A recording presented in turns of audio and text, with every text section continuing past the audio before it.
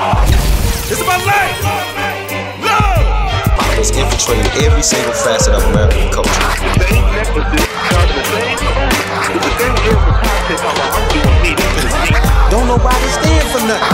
Whoever controls the minds of your children controls the destiny of your race. These words may end up being something that may save your life. Ladies and gentlemen, fasten your seatbelts. Amon Rashidi. Powerful people don't teach powerless people how to take their power away. Hotep Griot Nation, it is your man Amon Rashidi, a.k.a. Papa Ron. And roll with us if you want to feel some pop today. Because this is the Griot Nation. I am the capital UNCN, and I am riding shotgun with you. Hey man, President Barack Obama and his legacy. Let's talk about it. Let's see how everybody feels. I don't want to be the voice of gloom or doom. Let's be optimistic. 40,000 cases she messed up? Y'all gotta hear about this, man. Not to mention John C's, Heifer Hints for Parents. Let's go. It's about life, love, liberation. Amon Rashidi with the Griot Nation. The Griot Nation. Life, love, liberation. Amon Rashidi with the Griot Nation. Life, love, liberation. So you Democrats, you've been in that party a long time. Answer me, what did you get? You got a president. He's worried about his legacy. You want Hillary to get in to protect your legacy because Trump said the minute he get in, he's going to reverse the Affordable Care Act because that's your signature achievement. To show you how hateful the enemy is, he hates that you achieve what you did achieve. So he said, I'm going to tear it up when I get in. So he don't want his legacy destroyed. Mr. President, let the man do if he did in what he wanted. Because he's not destroying your legacy. If your legacy is bound up in an Affordable Care Act that only affects a few million people and they're trying to make it really difficult for those of us who signed up, that's not your legacy. But I just want to tell you, Mr. President, you from Chicago and so am I. I go out in the street with the people. I visited the worst neighborhoods. I talked to the gangs. And while I was out there talking to them, they said, you know, Farrakhan, the president ain't never come. Could you get him to come and look after us? There's your legacy, Mr. President. It's in the street with your suffering people, Mr. President. And if you can't go and see about them, then don't worry about your legacy. Because the white people that you've served so well, they'll preserve your legacy. Can't you see we living in a war zone? If you white folks want to be treated the way blacks are in this society, stand. Nobody's standing here. That says very plainly that you know what's happening. You know you don't want it for you. I want to know why you're so willing to accept it or to allow it to happen for others. What's up, Griot Nation? We want to welcome all y'all to the village. Once again, you know how me and Rod do. You know how the fam do, Rod. As usual, bro. That was T.I., man, doing his thing. That was a dope song, man. You know, it was called Warzone. No question, man. You know, one of the most respected artists that you know, I've always respected. Got into a little trouble, but overall, you know, appeared to we all have a party straight. Exactly. Dealt with his family. Definitely liked the show. Everything on there seemed to be positive. So at the end of the day, you know, we won't say conscious, but that's his contribution to what's taking place in this particular time. And so definitely appreciate that, man. Appreciate everything. Yeah, no doubt. No question. And Farrakhan, you know, as usual, man, speaking on the legacy of, you know, the president, you know, as he's going out of office and, you know, really as a response to the president saying that he would literally take it personal as an insult to his legacy if, you know, if we didn't vote the way that he felt like we should vote up in the upcoming election, which, come to find out, is Hillary Clinton. Well, you know what? I take it personal after voting for him, after some of the things that happened. I don't hold him completely responsible because no president controls an empire. They're normally just talking heads, and some heads don't talk as much as others. But, you know, we can't argue, you know, some of the things that we've been under after the brother has come in. I know you got another brother that's coming up talking about, you said the MAO syndrome. I'm not sure, but I want to check it out. And, I want to give the brother a fair chance, but reality speaks to us, and reality suggests that the tenure of his presidency, man, we have caused some hell. America's rebound as a country, but we call hell as African people in America. So that's my sojourn on that. Under the tenure of the President Barack Obama, he's still alive. There's a lot of things that still can be done. So, and history will probably reveal him differently than what we feel right now. And that normally is the case after someone 10 years or 20 years later go back and looks at your presidency. Right. And Farrakhan spoke to as much, said, come back to the community after you leave office, and maybe we can get some real work done. And my man Christopher Stevenson, who wrote the book called The MAO Syndrome, came on the show, did an interview with us, man, and basically, had a collection of articles and his take on what has happened in the presidency, saying the MAO syndrome is just pure hate and non-cooperation and refusal and pushback to the president, making his job harder, therefore construing our view of what the president has really done. So he's taking it upon himself to bring that mayada, bring that balance, man. We got his interview coming up, Rod, and I know how you feel. So coming back after the interview, man, we're going to go ahead and get it to it. Well, see, here's the thing is, between the both sides, you talk about African Americans as well as white America, we all know how about at least 60% of white America, we know what they think about President Obama. There's nothing right that he can do for them. It would be the same thing if their white Jesus returned, they would reject him also. Okay? Right. If he returned and did all the things that, according to how he was written in the Bible, they would find much fault with him. They would say, oh, he's a communist. He's a liberal. He leans too much toward the poor, whatever. Jesus Christ made friends with enemies of the Jews. Obama, on the other hand, Obama adheres to a principle known as post-racial liberalism. He thinks that this is the best way to approach things. You don't upset whites. Rising tide lifts all boats. That's his approach, and he feels that this is the best way to approach things and the best way to accomplish things regarding choices. Now, Obama does, for some strange reason, he has not taken the same approach when it comes to gay people. He has written bills specifically for them, 3 or 4 of them. Gays can get married, gays can be in the military, gays can go into outer space, whatever. Whatever we go to him. Right, his transgender bill is huge right now. He's actually, threatening funding in schools and things of that nature. And we are looking for that same level of, vigilance when it comes to issues that affect black people. Mm-hmm. And I wrote in my book that it seems that the gays is going to be his civil rights contingency. He feels he's very fearful. White people expected him to go in like they expect any black official. They think, well, their first concern is he going to be for the blacks? Is he going to cut a deal for the blacks? Is he going to be too biased toward the blacks? That you see that around the country with black mayors, from black mayors to black senators, black councilmen. That's their first concern. He's going to be too much for the blacks. Now, they know blacks, we need the most anyway. Our community needs the most attention anyway. So, but they don't want us to have that attention. That's why you got all these policies, these anti-black policies. What we need in return, I've written several times that I would be happy if the president just wrote some legislation, some really tight legislation, along the lines of what he did in Illinois, which is the anti-profiling bill. But on a national scale, it would have to be much tighter. Okay, we wouldn't just monitor police misconduct, but we do something about it.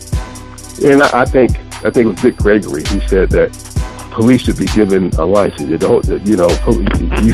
should be able to have a license to even be a cop. And that license, whether or not you keep that license is contingent on whether or not you get points. And me, of course, I've spent a good part of my life as an over-the-road truck driver. We had, the DOT gave us new laws. Exactly. Those DOT laws is tight, getting tighter. Yep. And it hit me one day, I said, the police should have laws along the same line. These are good laws, really, and they guarantee safety. Police officers' job is first, public safety, number 2, fighting crime.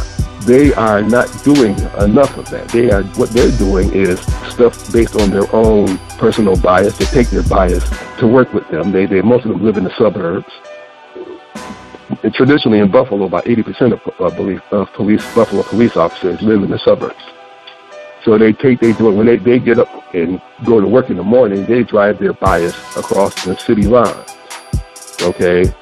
And when you got people legislating instantly according to their personal opinion and biases, you're going to have incidents like you see nationally in the news today. As far as we're concerned, what do you see has actually reached the streets to support what it is that the brother is saying? Well, it goes back to my 4 fundamental questions: who's selling it, or what are they selling, who they selling it to, and who stands to gain the most from the sale. That goes from the presidency to the book that's being sold. But from a street level, when President Barack Obama first entered office, one of the things that Cat Williams said, and I'm deferring to that brother, is that if Barack Obama would have asked every brother that's walking the street to pick up a broom that day, they would have. The climate was ripe, for us to be at least given marching papers, if you would. Community organizer recognizes those things. And I realize that he still was a president of the United States, but guess what I'm saying? We still live in the United States and still deal with some of the greatest hardship. So if you're akin to this nation of people, you represent that nation, but we're still a part of your family. And what ends up happening, just like when we become the first coach or the first general manager, the first something, we have to prove that we won't be committed to black people to make sure we are good at whatever that position is. And I think he fell underneath that as well, with all fairness to him. So, and I think that our lack of resistance to put pressure on him because he was a brother, also, I don't think he had a problem with that. I think he wanted that, but we didn't do it. We was trying to protect his interests as opposed to pushing his hand, and sometimes that's what you need. So I think revisiting that, man, is something. And then I'm learning spiritually just to look at it from different angles, because it's easy to go off, especially when you watch us die like we're dying right now.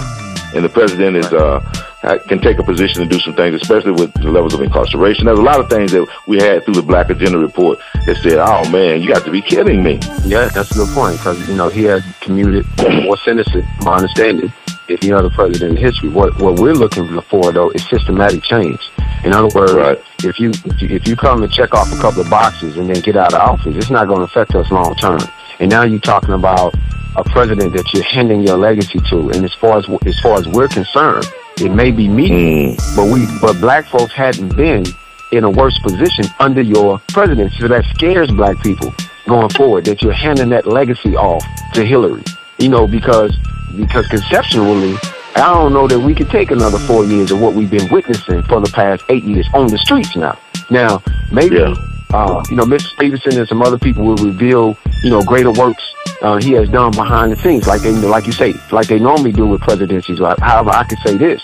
I know for a fact, and we both know for a fact, that in his home city, the murder rate is so high that it is an international concern.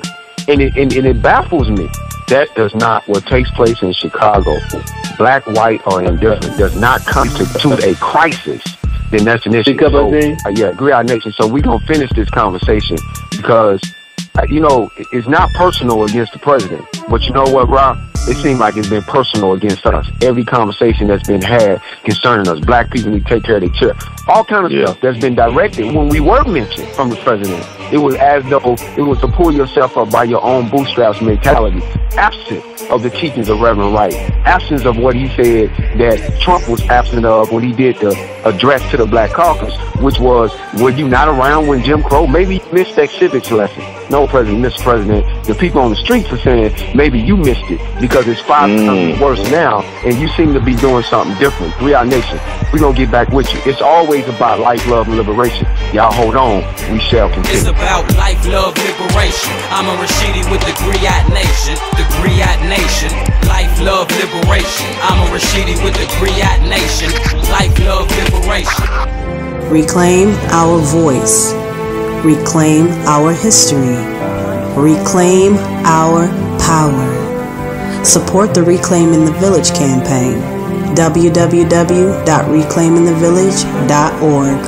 Hotep. Are you struggling with addiction or alcohol problems? If you're depressed, drinking, and using drugs, you may need help. And the Affordable Care Act guarantees coverage of substance abuse. I knew I could get myself out of this. I just needed some hope and some help. I took the first step to recovery when I made the call. Call the Addiction, Hope, and Helpline now for a free assessment with someone who cares. Call 800-854-1055. 800-854-1055. I feel like I'm losing control. I'm afraid I'll lose my job or even my family. Call now for hope and help with proven, gentle recovery programs. I never thought that I could be somebody who didn't drink and use drugs. I'm in recovery, getting the help I need. Call the Addiction, Hope, and Helpline now for a free assessment with someone who cares. Call 800-854-1055. 800-854-1055. 800-854-1055. Attention investors saving for retirement. What if you could store your IRA or 401k where you could see, touch, and hold it in person in the form of physical gold and silver coins? I know it sounds great, and guess what? You can't do that with stocks. With the Augusta Gold and Silver IRA, you can transfer retirement savings into physical coins and store them where you can actually see them. Augusta Precious Metals offers free shipping, zero management fees, and Augusta pays all upfront costs. Getting started is absolutely free, so call toll-free 888-849-2959 now. Rated A+ with the Better Business Bureau, Augusta Precious Metals enjoys a 98% 5-star customer satisfaction rating with TrustLink.org, so you can trust Augusta. Call toll-free 888-849-2959 now for your free guide to Augusta's Gold IRA. Call toll-free 888-849-2959. That's 888-849-2959. Now, back to the Griot Nation with Amon Rashidi and Uncn. Out life, love, liberation. Amon Rashidi with the Griot Nation. Life, love, liberation. 4 times in a quiet, shaky voice, Annie Ducon admitted guilt to 27 counts of obstruction of justice, tampering with evidence, and perjury. Over 14 years, Ducon altered drug tests and skipped steps in the testing process to cover up her mistakes or to simply enhance her reputation by processing many cases leading to convictions. I don't trust the church or the government, Democrat, Republican, Pope or a bishop or them other men. And I believe God has sustained me with rap, so I take a burning bush, put it in a switch and rap, and they can't kill a G. I seen how I die. I'm only going once, a coward dies 1,000 times. Into that cherry I come to take it in home. Mama spit this ghetto gospel over all these gutter songs. Right, man, another prime example of, a so-called rapper, that we call him becoming an activist, and that's Killer Mike, man. We had, David Banner, a couple of brothers, man, that we support, that have literally made the transition, not just making comments on the subject, but have changed their lives around the well-being of black people in this country. Killer Mike gets highly emotional on shows as pertains to us being killed in the streets, man, and, that's so important to us right now. Yeah, right. It's so important to us because it's imminent threat and danger. And even when we get to the system, like we heard in this particular clip, the FBI and other individuals, Andy Ducon in this particular case, who was a forensics analyst, who turned around and was responsible for this, right? Listen to this. Responsible for, they think, of 40,000 cases of where people were incarcerated or let out based on false evidence, because she just decided that she wanted to submit false reasons or test results. Now, we can say she acted alone, but we know that's ridiculous. And now that crime lab, Rod, is actually, and this is in Boston, is actually under investigation to find out, just like with Bernie Madoff, what are the connections? You couldn't have ran a $1 billion Ponzi scheme in and of and by yourself. 40,000 cases affected, and supposedly, now it goes both ways though, Rock. It wasn't that she just got people locked up, black people locked up. She also let out some people unjustifiably, in one case, at least, that went out and murdered somebody. So either way it goes on both sides of the scale, exactly what she's done is ridiculous. But these are the things that we call for justice for. I remember the story we broke where the FBI was sending back false false evidence and getting people convicted. If you're really concerned about the well-being, not just of black people, since you want to play that card, of Americans, then why aren't you doing something about the systematic injustices? These were the things that we presented to the president, and we seem to be left out in the cold as it pertains to that. And looking now at Reclaiming the Village to take the baton upon ourselves and handle this on our own, Rob, with our group of lawyers and different people that's going to support the cause. Well, I'd say first thing about, and just tying this to the president, he's the commander-in-chief. You don't look for reasons for why things didn't happen, or you don't look for reasons for why you couldn't get it done. You look at least the attempt. Lawyers use terminology like due diligence. Do we feel like he's done due diligence to attack this scourge? Is there anything else that he could have done? Do you think he waited too long? Do you think he should have been a little more vocal about it? Hell to the yeah, without question. You and I both know this. We're grown men. But is he totally responsible? Lord knows we know he isn't, but he is a lawyer. He does understand the system, and though his mother's white, he understands the black reality. Maybe you weren't living in the black community directly like we were, but you lived in Chicago. You went to Brother Wright's church. But with that, I'm just going to put a stopping point right there. We live in a state in Texas where the most wrongly convicted people in the world go to jail, right here. We're talking about Dallas, Texas, and Texas in particular. But the most wrongly convicted people in the world right here. So we understand we live under this level of tyranny. But the criminality in America, this is constant. This hasn't changed, y'all. I don't care who's the president. And when Hillary comes in, she'd already done signed, her and her husband made sure under their tenure here more black folks went to prison than ever before. But we want to put her back. And I know Donald Trump, man, is that a necessary evil? Don't think so. It's scary, brother. It is, and in the interview with my man Chris Stevenson, he mentioned it. He and I talked about the audio book that the president did when he came in, and his initial thesis and his address was for even creating or becoming a community organizer was to help people, black people in this country. That was his mind state. So we can't say that he was unaware, unconscious, or that wasn't a part of his heart or who he was. He ran on the platform of change. And yes, there's been changes, but nobody feels like it's been for the better. You can talk about the employment rate. You can talk about all these things that don't reach the streets, don't reach where the people have the most need, where the people are being most victimized, where the people are being most shut out. We need to do something, Rod, seriously, as you said, not just thinking about it, but doing something about it, because you can't have police. You can't have police if they're not criminals, if there's not criminals.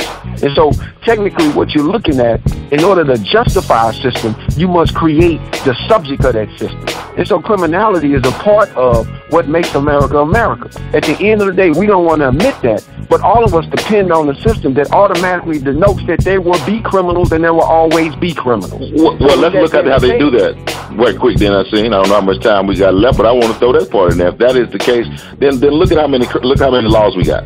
If you're not trying to put together a criminal state, absolutely, then why would you have so many laws? But we know better than that. This is human chattel. Let's get to what it is. The criminal justice system is just a part of what channels our people from grade school all the way to prison systems. And until we do something independently, man, we're making you aware in this dialogue, and that's our attempt, is to make you aware. And even when we become animated, it's because we're humans and we have feelings and we have family members we love, and we've been watching them die on television, and that's not normal. So, matter of fact, Miss Massey and her son and all of the stories that have touched us, man. India Cummings. I was driving home last night, bro, and seen a young brother pulled over in Garland, Texas. 5 or 6 police officers, him and his girl, and the police going through his car like an ant, and he's just standing there, and I'm looking at his volatility. The fact that he doesn't even stand a chance if they decide to say he had a gun or one of them got nervous. Just being in that vulnerable position on a daily basis. Like somebody said, if you're black in this country and you're not concerned with the well-being of your children as it pertains to the police and other predators in this world, then you're not black in this country. And so crazy or living an illusion. That's what I'm saying, man, to be under that reality. Commander-in-Chief, when you leave, I'm scared because we trusted that face to be the one that would deal with it. Now you're trying to give us somebody that locked us up, that called us super predators and said she had to bring us to heel. And that's your legacy? That's who you handing it to? Well, I'm scared, Rob, we don't do something, man. Well, I believe we're doing the things that we need to do right now. And the thing that we can do is be the best of who we can be. That's recognizing who you are, African by nature and African by origin. And then understanding our connections are global. They're not just here in the United States. Absolutely. To look for refuge just here is senseless. We have to look abroad and look at other people and get that level of support, because we become acclimated to the pain, and that creates a whole nother dimension, a whole nother disease. So, but guess what, y'all? We ain't gonna die in this disease. We gonna create something, y'all, through life, love, and liberation. Holla Black in a minute. You're gonna want to hear what we're gonna say next.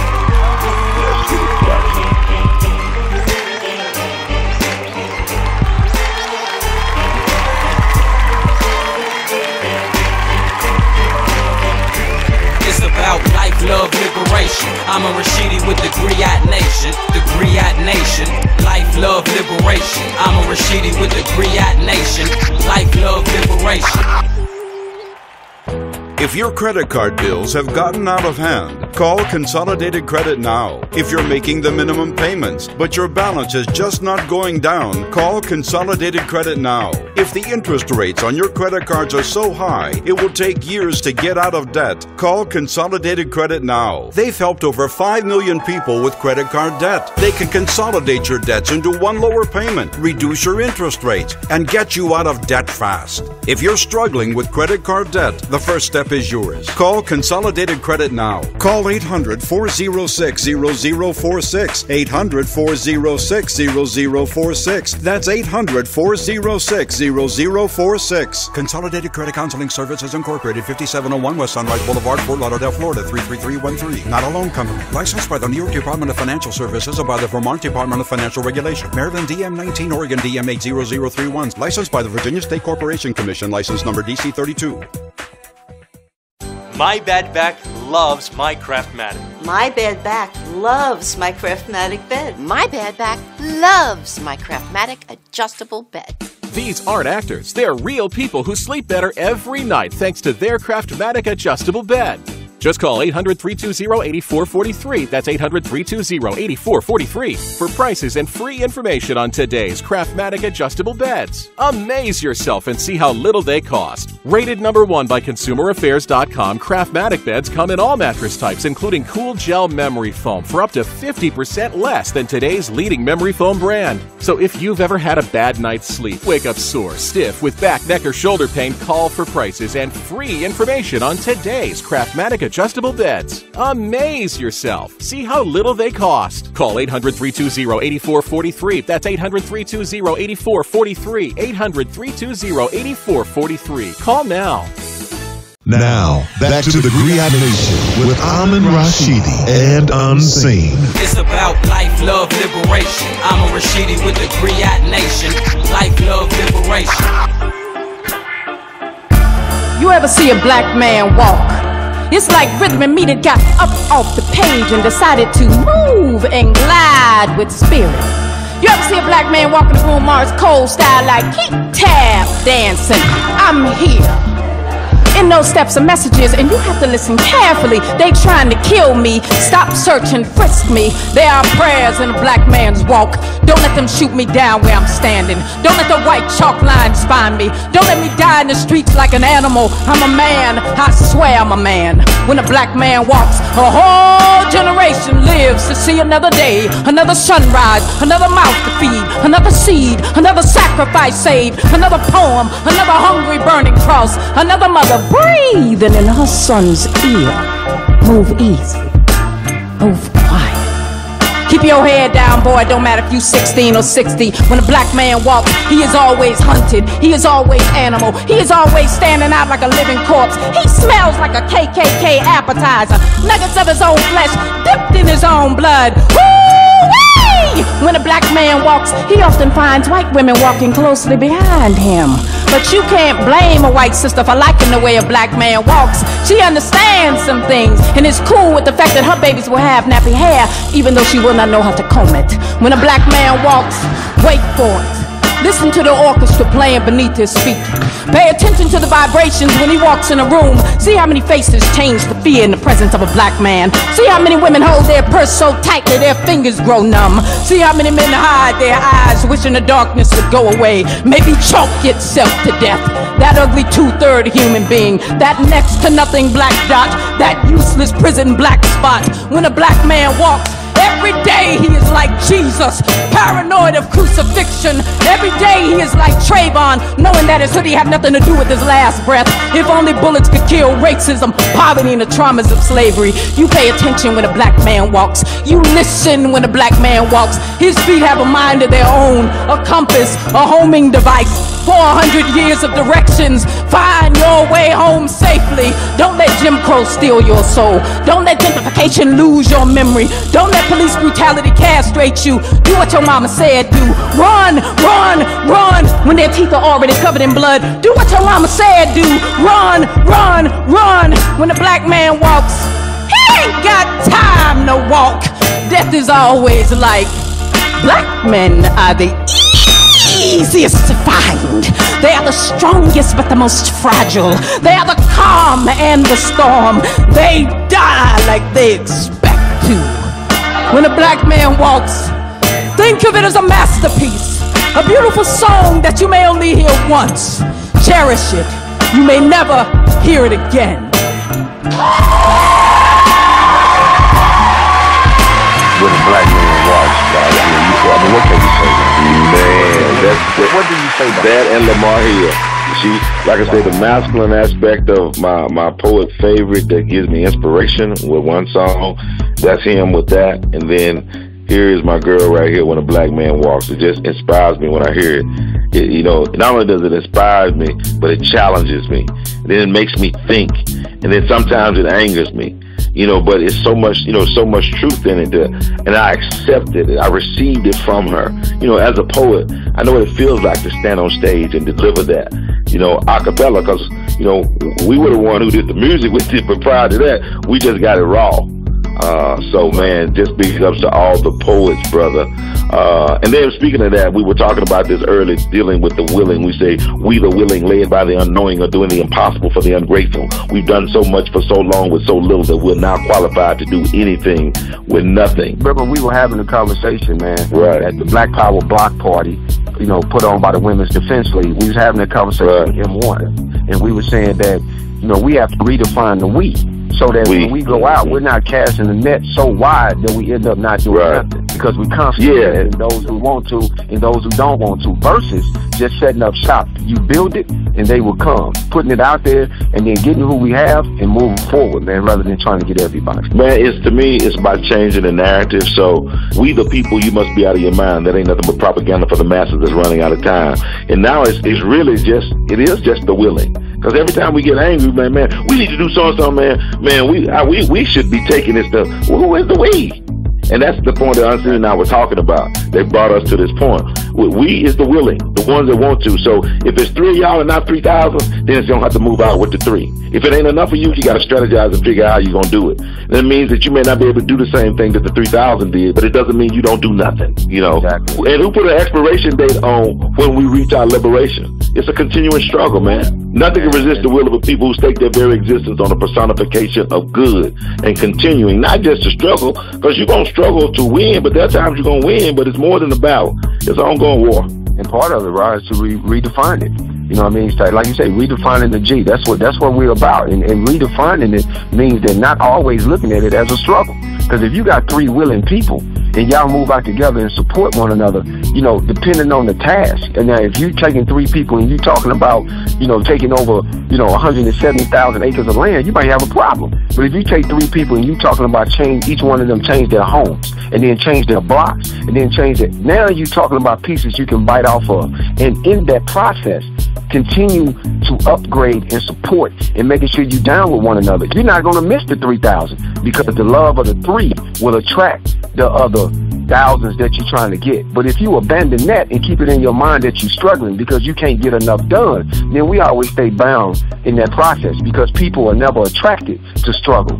And we're going to keep on stepping right over to my man at the Black Agenda Report. And after you hear that, we'll be back with you in the Griot Minute, and the show goes on. Peace. It's the Griot Nation News featuring the Black Agenda Report, where we give you the best of activism and journalism. Today, we're going to look for the Obama legacy in how the federal government treats those who steal from the public or from the poor. The current bankster scam in the news right now is Wells Fargo, whose bosses deliberately incentivize thousands of $12 an hour employees to buckle down and sell connected financial services to customers who did not need or want them in order to keep their jobs or to be eligible for promotion. For the record, Wells Fargo is far from the only bank to do this. It's been a kind of standard corrupt bankster move all over the world for decades. Wells Fargo made billions doing it this time alone. So how do scamming banksters get handled in the age of Obama? And how's it any different from what came before? Fair question. The answer is that 1,000 or 2 bank workers will be disciplined or fired. For a small fine, a mere fraction of what its executives stole, Wells Fargo got the Obama Justice Department to co-sign on their professed innocence of any crime and to guarantee their immunity to lawsuits filed by the people they robbed. Obama's first Attorney General famously declared the banksters too big to prosecute or even investigate, and his second Attorney General wrote the fine print on the very similar get-out-of-jail-free and can't-be-sued-by-the-people-I-robbed cards that Goldman Sachs, Bank of America, and, of course, Wells Fargo received back in 2009. It wasn't always this way. When savings and loan officials scammed the public out of millions during the first Bush administration, federal prosecutors put a couple thousand of them in prison. Obama could have done the same and was expected by millions to do just that. He simply chose not to, which helped Democrats lose the Congress in 2010. In 8 years, Democrat Barack Obama has gone further to protect criminal banksters and their investors than any Republican dared go before him. Take a quick look at the Obama administration's handling of another kind of theft from the poor, wage theft. Economist Richard Wolff estimates the yearly value of wages which employers refuse to pay, illegally withhold, or otherwise steal from their workers in this country at several times the value of all the reported burglaries and armed robberies. Unlike burglars and armed robbers, employers are traditionally not prosecuted, and in Los Angeles, it's reported that 83% of workers who won a case for stolen wages against an employer during a year never recover a cent. Wage theft seems to be an area where little has changed under the Obama administration. Finally, not even the briefest discussion of Barack Obama's legacy on elite financial crime can be complete without noting the president's role in the massive expansion of the charter school rackets. The Obama administration spent $4 billion in federal stimulus money outside any congressional or other oversight to incentivize the closing of thousands of underperforming public schools, mostly in black and poor communities. It was called the Race to the Top program. The near-complete absence of public accountability on the part of charter schools predictably ushered in a nationwide white-collar crime wave. Thus, the past 8 years reveal the definitive Obama legacy on elite financial crime. It's not just too big to jail, it's simply not punishable or even investigatable as long as you steal from the poor or from the public. For Black Agenda Radio, I'm Bruce Dixon. Griot Nation News, featuring the Black Agenda Report at blackagendareport.com. It's about life, love, liberation. Amon Rashidi with the Griot Nation. The Griot Nation. Life, love, liberation. Amon Rashidi with the Griot Nation. Life, love, liberation. It's your man Khalil Rashid of the Griot Nation. We're asking you to tune in and tune up every Wednesday at 12 o'clock p.m. Eastern to Brother with Amon Rashidi, where we come together as men to discuss the important issues that need to be addressed within our community. Now let us be clear, the women are invited as well, because we already know that no nation rises higher than its women. So dial in to holler at your man Amon Rashidi at 605-562 3140. Access code 389-254-POUND. Once again, that's 605-562-3140. Access code 389-254-POUND. Every Wednesday at 12 o'clock p.m. Eastern on Brother to Brother with Amon Rashidi. Now, back to the Griot Nation with Amon Rashidi and Uncn. It's been a great ride so far, man, but I want to say this, and we shouldn't have to say this, but, nobody has to think that we're anti-Obama. You know what I mean? Or that we got a beef with the brother so bad that, we can't see the other side of the spectrum. We realize that he has a job just like everybody else. However, we're within our rights to express our feelings and mainly, and a lot of times, the angers and frustration of our people. So, we have to be able to talk through this, and with that being the case, you should be able to talk to family and not be judged or not be put in a position where you're put into a box as though you're some type of hater. Anybody who thinks don't know us. I love the brother, and I wish the brother the best, without question, and would be willing to work with him at any given time. But I'm in a position that we work hard to help him get elected. And then, if we're disappointed, you can voice that level of disappointment. Ain't that a part of the democratic system? So, and then people are open to be frustrated and angry. We can have that exchange, but we tend to hold our feet to the fire when it comes to black people, because we hold grudges against each other because of self-hatred, because of things that happened so long ago. And I know many of you say that doesn't represent me, and you would probably be the primary person. I do this and I do that. But proof of behavior is in what you do and not in what you say. Mouth say anything, but behavior don't lie. And just look around you. And if you live in a community, no matter how great things are for you, if it's hell for everybody else, that means it ain't so great. We just got to look and change the narrative on not only how we hear things, but relook at the narrative of how we see it. And Uncn and I and all the family of the Griot Nation, we love all of our listeners. You don't have to agree with us. That's the thing that we love. We down with a good debate. But if we was out there on the freeway somewhere and something happened to you, we'd break our neck to support you and help you. And that's the way we are. And that's what anybody, black or white or Hispanic or whoever you may be. We love all people, but we're willing to fight for our life, love, and liberation. And we non-apologetically do that. And that's why I think you respect us and we respect you. No question. In all due respect, the key to it, in my opinion, is understanding that to be a conscious and aware person and people, your heart is the main part of that. And with that being said, we always keep that in the right place. That's why we say life, love, and liberation. And with that being said, hey man, the next half of the show, we got the healing affirmation coming forward. Man, beautiful song by Fela Kuti.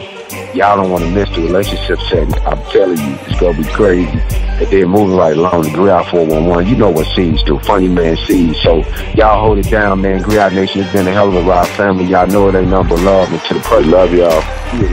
We'll see you on the back side, on the black side, bro. Peace. Stay tuned. Life, love, liberation. Amon Rashidi with the Griot Nation. Life, love, liberation. Now, back to the Griot Nation with Amon Rashidi and Uncn. Okay, Griot Nation, that was the Griot 411. Stay tuned, my man John C's. Sometimes if you're trying to be healthy, it becomes a worry. So, when we want everybody to be healthy. We talk a lot about a lot of issues, and a lot of times those things can be draining. You can like, oh my God. But hey, having a healthy mind and a healthy body collectively, hey, you can fight on. Yeah, man. That makes you prepared to go to war for life, love, and liberation. It makes no difference whatever we're doing out here if we're not healthy. It makes no difference because the end result will be a sacrifice. Or happy. And that's the greatest part of being healthy is being happy.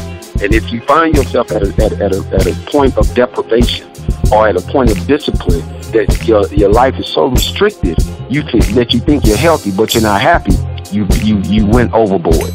In other words, that level of restriction is not healthy because psychologically and physiologically, the chemicals and things that in combination of chemicals that are released from you being happy makes you much more healthier than the opposite. So it's like getting also for thinking about everything that's bad. Exactly. If people don't see you being happy, they're gonna think that what you're doing is not worth it. Remember that. That's the example. That's a good point. Yeah. And that's the example to ourselves. If you're walking around with a frown all the time, then to other people, what you're doing and what you're saying is not worthy. It's not worthy of their attention or time. As a matter of fact, if a lot of times it disproves what you're saying in their minds. And don't get it twisted. we all are understanding that there is hard times and we're dealing with hard times. And so it doesn't totally discount your efforts, but be mindful and be balanced and make sure that the end result is always joy. Because without that, nobody's going to ever want to do or say or follow or be around you. And we got several examples of elders who have struggled in this world and dedicated their lives to making sure that we're free. But in the end, it appears as though that happiness was a sacrifice, and we refuse to allow that to be the case. That is our dedication to this nation and to the future of our people. Life, love, liberation, health, and happiness guaranteed. Big ups and special thanks to my man Chris Stevenson, the MAO syndrome. Yeah. Everybody check his brother's book out. Go and look at his articles. It's the Mayat, or the balance to this viewpoint that we have on Barack Obama. Make sure you have that, or President Barack Obama. Make sure you have that balance and you go forward in a healthy way concerning the climate that we're dealing with now, because you're going to need it. Trust me. Holla Black in the Griot Minute, Griot Nation. Till next week, it's always L3, life, love, and liberation. It's about life, love, liberation. Amon Rashidi with the Griot Nation. The Griot Nation. Life, love, liberation. Amon Rashidi with the Griot Nation. Life, love, liberation.